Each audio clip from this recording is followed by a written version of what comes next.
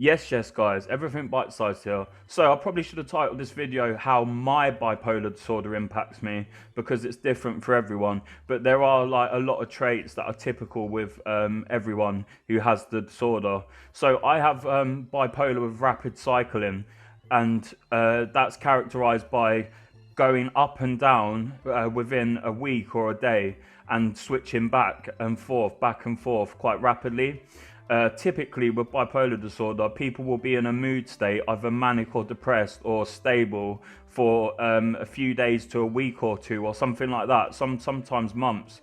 But I get hypomania, not hypermania, hypomania. So it's not as bad as full-blown mania. Full-blown mania I've had a few times, and you're basically a babbling idiot. Not an idiot, that's the wrong word, I'm sorry. When I say idiot, I mean you've lost touch with reality completely, and you're not able to relate to people on any sort of intelligible level.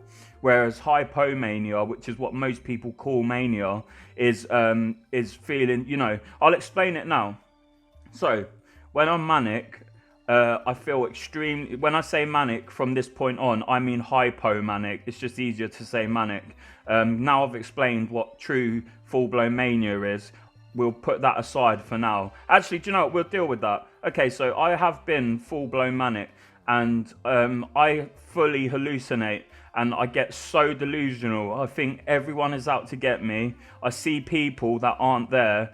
I get really, really unwell, and I've hurt myself in states like that, like self-harm and stuff like that. But fortunately, that's only happened a handful of times in my life, as far as I'm aware. And yeah, so from this point on, that's mania. From this point on, I'll be referring to hypomania, which is what's more common with bipolar, as mania. So yeah, so now we've got that cleared up. So when I'm manic, I've got talking points, and I'm going to be all over the place. I'm sorry, because I'm a bit manic now, but I'm more stable than I usually am. So I thought it'd be a good time to make this video. So when I'm babbling on like a fucking idiot now. Anyway, when I'm manic, I feel extremely energized, and I can't sleep, or I sleep very little. So I'll be laying there in bed feeling exhausted physically and mentally, but my mind is absolutely like lit up, like ding ding ding ding ding, like thoughts, like fucking racing thoughts, and it's impossible to sleep. And sometimes you don't even feel like you need sleep. You actually feel energized, like you're on speed or something. To me, mania feels like cocaine or speed. That's what it feels like to me. But I'm only hypothesizing, and I've got very little knowledge really when it comes to these scientific topics. But bipolar disorder, the main theory is that it's an increase in dopamine in the brain, and that's mania, and when you're depressed, it's a lack of dopamine in the brain, and a lack of serotonin. So that's a very simplistic way of putting it. But cocaine and speed increase dopamine in the brain. So I feel like that's why mania feels like speed and makes you sleep less, because you are stimulated as if you would be on a stimulant. So I'll be laying there, and I cannot for the life of me sleep, even though I am exhausted, and it absolutely drives you crazy, to the point where you give up sleeping and you just get up and do things because you know you're not going to be able to sleep. So you've been sitting there for 5-6 hours trying to sleep. Anyway, when the mania is at what I would call the perfect level, where you feel really good and you're energized, but you're not too scatty or crazy. I feel extremely creative and goal driven. So I'll work really hard on my projects. The thing is it's quite typical bipolar to start a million different projects when you're manic, because you have so many ideas. But then when you turn depressed, you just forget those ideas and leave them. So you've essentially wasted your time. But I don't see it as a time waste, because you've experienced that, and you've learnt from that, and you've utilized your brain in ways that will come handy in the future. So I don't feel any regret for all the projects in the past that are now just carcasses that I've left in the past, because I feel like they've all helped me with things that I do stick with, like this YouTube channel. So When I'm manic, I type a million messages to people. It's called hypergraphia. So the difference between hyper and hypo. So people often say hyperthermia, yeah, but hyperthermia is your body being too hot. It's hypo. So hypo means less and hyper means more. So I get so that's why hypomania is called that. So it's and main. Okay, so like I said, I'll be referring to hypomania as mania from now on. So I'll type, and I'm chatting shit now. Like I'm actually more manic than I thought I was. And you get distracted really easily. That's on my notes here, and that's what's happening to me now. And I'm basically doing the vocal equivalent of typing a million messages really quick. So yeah, you get hypergraphia. That's what I was trying to talk about, where you feel an incessant need to either draw or write, and I will literally type essays to people, multiple essays to people, in response to simple messages, and they will get overwhelmed and they don't know what to respond to. They don't even know how to read it, because there's just so much shit in there. I get very conversational, but I get distracted easily and go off on tangents, which you can probably see from this video. I'm way more manic than I thought I was before I made this video. I thought I was quite stable before I made this video, but it's hard to tell sometimes, like, what state you're in.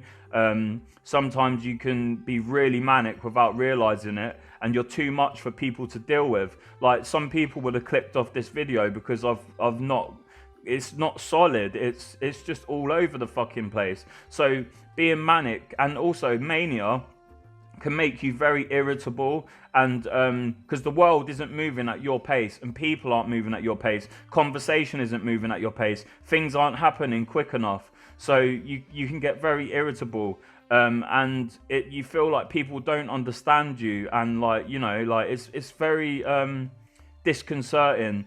And you don't always realize that you're manic, so you're chewing someone's ear off with a million messages or words, and they just don't, it's just too much. And when I reflect back on that, and I realize that I have been too much for someone to deal with, I get feelings of guilt and shame, and that's where the depression comes in. So after a manic episode, I almost am guaranteed to have a huge depressive dip. And I'll talk about depression now, because I feel like I've gone on about mania enough now. I could talk about it for forever, but depression. So loads of people can relate to depression. They know exactly what depression is like. So depression with bipolar disorder is depression, but severe depression. And a lot of people suffer from severe depression, even though they haven't got bipolar disorder. So there's a lot of people that will be able to relate to everything I'm saying. It's just depression, it's typical. I don't think there's anything different about, actually, with bipolar depression. I think there's a few things added, impulsiveness and recklessness. That is also part of mania. You risk take, so you take higher risks. You have less regard for your own safety, and it means you can also get hypersexual. So it means that you just end up not looking after yourself and putting yourself in risky situations. And you can get that with the depression as well, an impulsiveness, a drive to do things that aren't good. So I get feelings of worthlessness and guilt for absolutely no fucking reason, yeah? There's not one thing I can put my finger on that I feel, bad about. But then, I'm not talking about in my life. There are things I feel bad about, of course. But when you're in this state, or I'm in this state, I feel like shit. I feel like the worst person in the world. And that's the polar opposite of mania. Because with mania, you get ideas of grandiosity, like you're the most creative person in the world. You feel on top of the world. And then depression hits you. And boom, you feel like you're the worst person in the world. And a lot of people will relate to a lot of this. You feel like you're worthless. You feel like shameful, guilty, and just like you don't deserve to be alive, and you don't want to be alive, and you lose all interest and energy for projects you started when you were manic. You lose all interest in life whatsoever. You just feel like opting out the whole day. As soon as I wake up, when I'm depressed, really depressed, as soon as I wake up, I want to hit the escape key and opt out. I go back to sleep as many times as I can to escape reality until I literally physically feel sick from too much sleep. And then I get out of bed and I don't even want to eat. Sometimes my appetite with mania and depression completely goes, but then sometimes I'm ravenous and I'm eating a million fucking things. But yeah, I lose all interest and energy for projects I started when I was manic, except from projects I take very seriously, like this YouTube channel. I will always do stuff on my YouTube channel. And the thing is what I do as well is while I channel my manic energy to make months worth of videos, like 1 or 2 or even 3 months worth of videos, and schedule those videos. So when I'm really, really, really depressed, like a 10 out of 10 depressed, I then have my channel is still pumping out content automatically, but I try and keep a big backlog, and I try and use my manic energy to do that. So I either sleep too much and hate waking up in the morning, or I can't sleep at all because depressive thoughts are running through my head, and I was like, it's horrible, man, and it's horrible, and I get really bad dreams, really bad nightmares, and sometimes, actually, the depression can make getting to sleep quite easy, because you're tired and you're sick of all the thoughts throughout the day. And sometimes I manage to just go to sleep as soon as my head hits the pillow, but other times I'm ruminating and can't stop thinking. And you can have mixed manic and depressive states. So you could have attributes from one, but mainly the other. So I can have racing thoughts while I'm depressed, even though racing thoughts is more typical of mania. So yeah, the difficult issue to talk about is opting out of life. And you know, the suicide rate, I didn't want to say that word, the opting out rate of bipolar disorder is so much higher than the general population. There's figures estimated that you're 20 to 30 times more likely to do it than other people are. Put it this way, I read that 20% of people with bipolar disorder, their cause of death is opting out, and that's much higher than the general population. And it's because this roller coaster gets tiring, and that's why I'm happy that I rapid cycle, because at least I know I'm not going to be depressed for more than a week, like max, before I'm manic again. So I much prefer being less stable, but because when you're in that depressive state, a lot of you will relate to this. If you're in that state for like months or even years, it will wear you down. It will grind you down to the point where you just absolutely do not want to go on anymore. And when I was undiagnosed bipolar disorder. So, and you really struggle socializing with people when you're depressed. Like, it's the opposite of mania. Mania, you want to talk to everyone a million times an hour. But when you're depressed, you don't want to talk to anyone. I lock off my phone, yeah? I don't respond to messages. I don't read messages. I don't use social media much anyway. But especially when I'm depressed, I just do not use social media or anything like that. I live in a bubble, a depressed hellscape bubble. And I stopped looking after myself properly. I stopped looking after my flat. I stopped eating properly. I struggle to socialize with people when I'm forced to. Yeah, it's just the complete polar opposite. Like, obviously that's why it's called bipolar, because like and do you know what? It's so tiring, this ride. It's a ride that you cannot get off of. And even when you feel good and you're really manic, in the back of your head, you're thinking, yeah, this is all going to end soon, and it's going to end in disaster. And many people go undiagnosed bipolar, and it causes a ton of damage in their life. I wasn't diagnosed until a few years ago, so I wasn't medicated for it. And it's since I've been medicated that I've ironically been more unstable, because I'm all over the place. But it's improved my quality of life. And it helps slow down the racing thoughts and stuff like that, and helps me with sleep. And even though it's made me start rapid cycling, like I've explained, like I prefer the rapid cycling.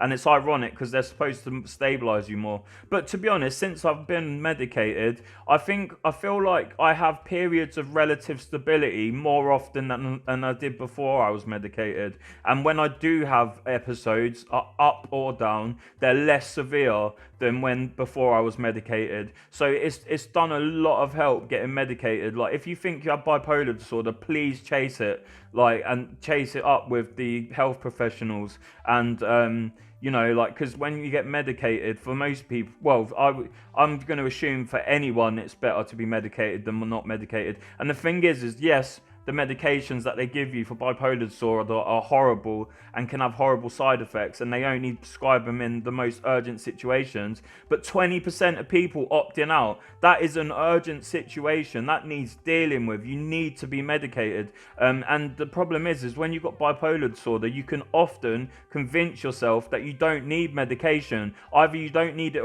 at all, or you don't need it anymore, or you can take a break from it. And some people are even tempted to come off the medication so they get manic, so they can get more done, which is so reckless. But the thing is you get that you lose the ability. Sometimes you lose the ability to think rationally or logically. I find myself like really struggling with logic and my rationale sometimes, and I just sort of lose touch with reality. Like, and I hallucinate sometimes, and it's just. It's tiring, man, honestly. Like, so, you know, there's a lot of people out there undiagnosed that need help, and their lives would be improved if they were given the right medication. So yeah, I mean, I think I've got schizophrenia on top of my bipolar affective disorder as well. And I don't know whether I should do a separate video about that, but because I hallucinate more than what is typical with bipolar disorder, and I get delusional, irrational thoughts more than is typical with bipolar disorder, I think I've got a combination of the two, which isn't actually that uncommon. If you've got one of the illnesses, you're tons more likely to have the other one. And it's called comorbidity, when you have multiple disorders at the same time. And I get very delusional. So I can have a really small interaction with someone, and it can be negative, and then from that point on, it triggers a cascade in my mind where I think they're out to get me now. They're gonna try and destroy my life somehow, and when you're in the midst of that and you don't have a grip or understanding of your own illness, that is very real. Like, even though I can logically tell myself, no, you're being irrational, they're not going to try and destroy your life, you know, like, or attack you or whatever. You're just being irrational. You can't stop the emotional fight or flight delusional thoughts in your brain.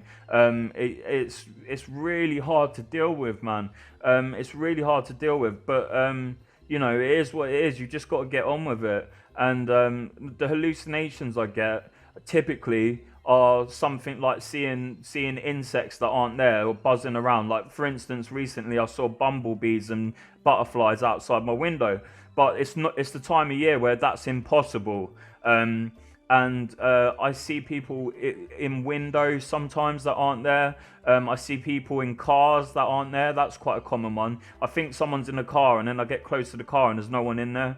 I don't think it helps that car seats sort of look like a head and shoulders, so that really doesn't help. I also, fortunately, I very rarely get auditory hallucinations, but I also see people in my flat sometimes, and it's usually just for a split second or a second or two, but it's enough to get my fight or flight going, and get really anxious, and it takes a while for that to settle down, and that's really bad for you, because when you go into fight or flight, your body releases adrenaline and cortisol, I believe it is, either way, stress hormones, essentially, and to have that happen regularly is not good, because they can cause your body to go catabolic, which means that your body, instead of burning fat and making muscle, your body does the opposite. It stores fat and burns muscle and eats it away, which is obviously not good.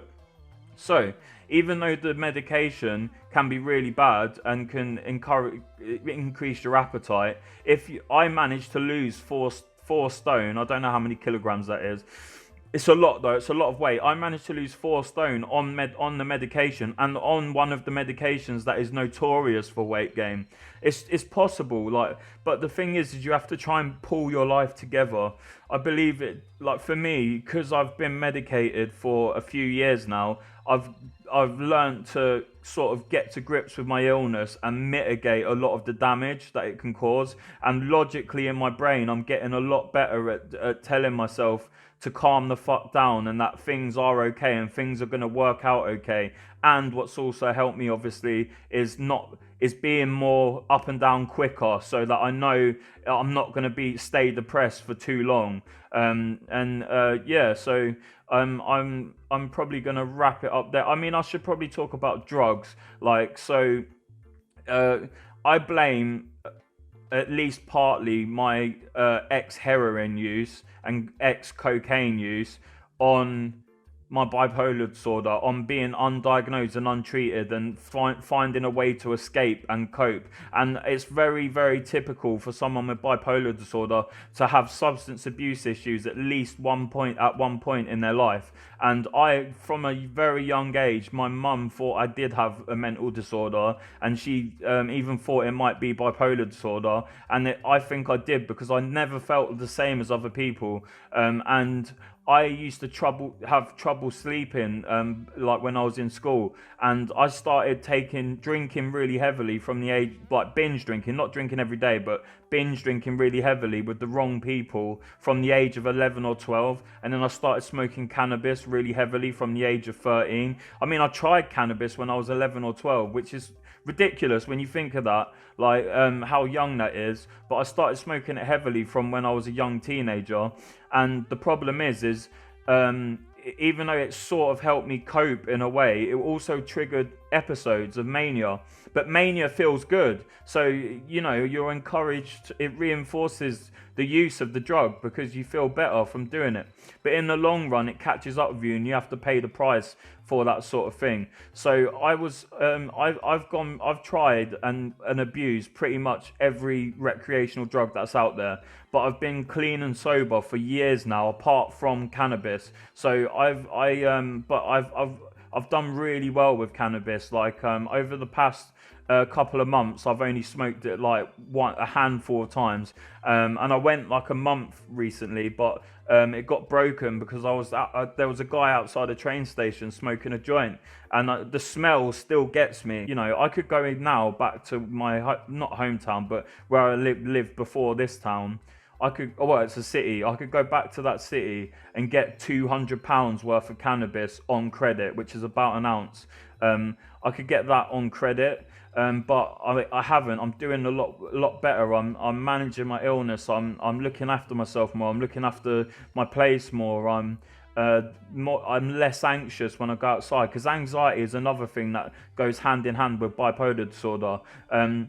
I believe most people, even though it's undiagnosed in most cases, most people with bipolar disorder also have generalized anxiety disorder. That's why even though it's very rare in the UK to get prescribed benzodiazepines because they're so addictive and dangerous, I get diazepam every day, and I have done for years, and that's only because I have bipolar disorder, and it's severe. Like, I'm on a lot of medication, and some of that medication is very hard to get, let alone the doses that I'm on. But the thing is my bipolar disorder is severe, and I wouldn't be able to function without my medication. So those who think they have bipolar disorder or have been diagnosed and don't use medication, man, the thing is, you need to give it a chance, yeah? Like, yes, the medication might make you feel awful, and you have to stick at a medication for a few months, because basically, when you try a new medication for bipolar disorder,